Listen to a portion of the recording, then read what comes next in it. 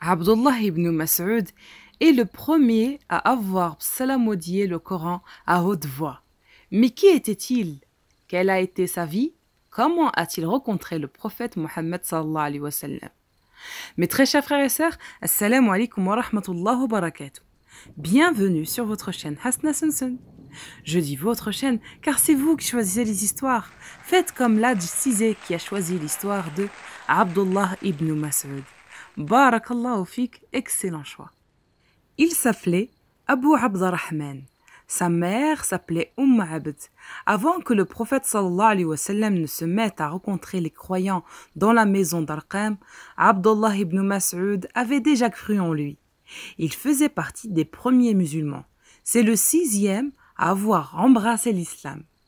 Ibn Mas'ud rapporte sa première rencontre avec le prophète Mohammed sallallahu alayhi wa sallam.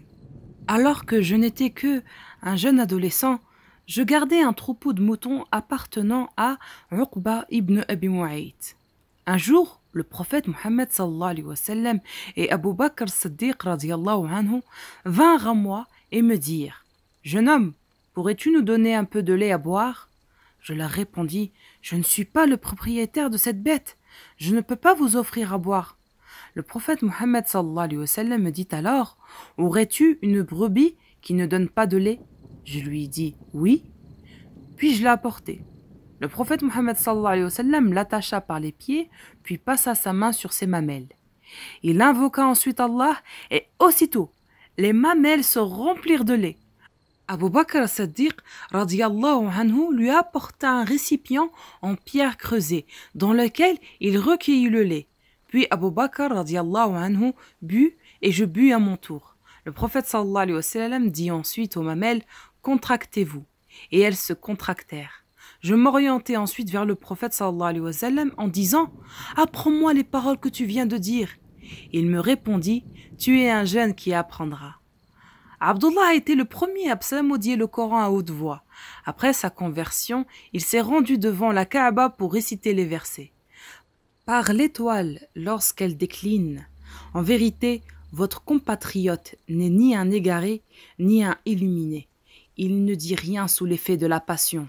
Ce n'est en fait qu'une révélation inspirée que lui a enseigné un être d'une force prodigieuse. Sourate 53, versets 1 à 6. Les Qurayshites, en réaction, le blessèrent au visage. Mais cela n'empêcha pas Abdullah de continuer sa psalmodie. Ibn Mas'ud était détaché de ce bas monde. Les biens terrestres ne lui importaient peu. Il a toujours vécu dans la modestie, malgré les postes importants qu'il a pu avoir au cours de sa vie. Cela ne l'a pas éloigné de son engagement vis-à-vis d'Allah et du prophète Mohammed sallallahu alayhi wa sallam. Allah lui accorda le savoir. Il devient juriste, faqih, ainsi que le doyen de tous les mémorisateurs du Coran. Il dit « J'ai appris de la bouche du prophète sallallahu alayhi wa sallam 70 sourates que personne ne peut contester. » Ibn Mas'ud dit « Par Dieu, je connais les circonstances de la révélation de chaque verset du Coran, et personne ne peut affirmer connaître mieux que moi le livre d'Allah.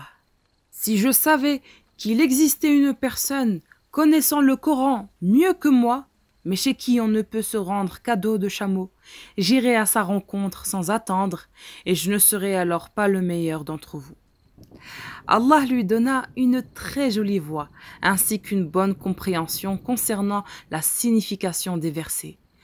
Le prophète Mohammed sallallahu alayhi wa sallam conseillait à ses compagnons de suivre l'avis d'Ibn Mas'ud, d'imiter sa lecture. Le prophète a dit « Celui qui veut entendre le Coran exactement comme il a été révélé, alors qu'il écoute de la bouche d'Ibn Abd. » Le prophète sallallahu alayhi wa sallam prenait plaisir à écouter Ibn Mas'ud psalmodier au point qu'il en pleura lorsqu'il l'entendit réciter les versets.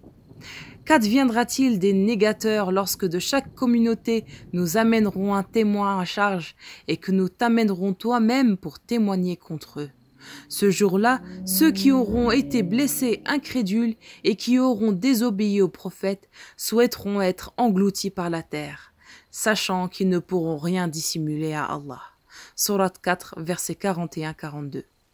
Hudayfa dit « Je n'ai jamais vu une personne ressemblant autant au prophète sallallahu alayhi wa sallam dans sa guidée, ses bonnes manières et sa conduite qu'Ibn Mas'ud. Et les chanceux parmi les compagnons du prophète sallallahu alayhi wa sallam savaient qu'il avait le rang le plus élevé auprès d'Allah. Il n'a pas rapporté beaucoup de hadiths après la mort du prophète sallallahu alayhi wa sallam, car il avait peur d'attribuer au prophète sallallahu alayhi wa sallam une parole qu'il n'avait pas dite, ou de transformer ses propos. Al-Qama ibn Qais a dit « Ibn Mas'ud donnait un prêche chaque jeudi, et jamais je ne l'ai entendu dire « Le prophète sallallahu alayhi wa sallam a dit » sauf une fois. Ce jour-là, il était appuyé sur une canne. Alors qu'il venait d'affirmer que le prophète sallallahu alayhi wa sallam avait dit telle chose, il se mit à trembler tellement fort que je crus que sa canne allait se casser. Son respect envers le prophète était immense. Durant la vie du prophète sallallahu alayhi wa sallam, il a toujours été à ses côtés. Il a été présent à toutes les batailles. C'est lui qui a d'ailleurs tué Abu Jahl lors de la bataille de Badr. Qais ibn Jabir rapporte qu'Abdullah a dit « Quelles sont belles les deux choses abhorrées, la mort et la pauvreté. Par Allah, les deux épreuves de ce bas monde sont soit la richesse, soit la pauvreté. Quant à moi, peu importe par laquelle des deux, je serai éprouvé car le droit d'Allah est obligatoire dans l'une comme dans l'autre. Le droit de la richesse est la compassion pour les autres, alors que celui de la pauvreté est la patience. La meilleure des richesses est celle de l'âme.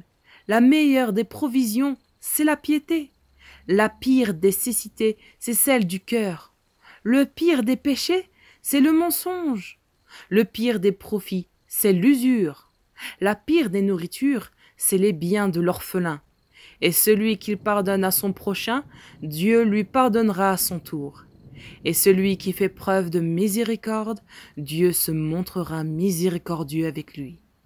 Il importe à celui qui porte le Coran dans son cœur d'être connu par sa nuit quand les gens sont endormis, par sa journée quand les gens ne sont pas en état de jeûne, par sa tristesse quand les gens sont heureux, par ses pleurs quand les gens rient, par son silence quand les gens parlent, et par sa crainte quand les gens se corrompent. Il importe au porteur du Coran d'être pleurant, triste, compatissant, sage et silencieux. Et il ne lui importe pas d'être dur, distrait, bruyant et rude. Abdullah ibn Mas'ud était une personne attachée à la parole d'Allah. Il a fait du prophète sallallahu alayhi wa sallam son modèle au point de lui ressembler. Et c'est ce que nous devons faire également. Prendre exemple sur le prophète sallallahu alayhi wa sallam afin d'acquérir son comportement, s'attacher au Coran afin de nous réformer, de changer nos cœurs. Faisons du Coran notre compagnon du quotidien et pas seulement le livre que nous lisons uniquement le mois du Ramadan. Et voilà mes très chers frères et sœurs, nous sommes arrivés à la fin de la vidéo.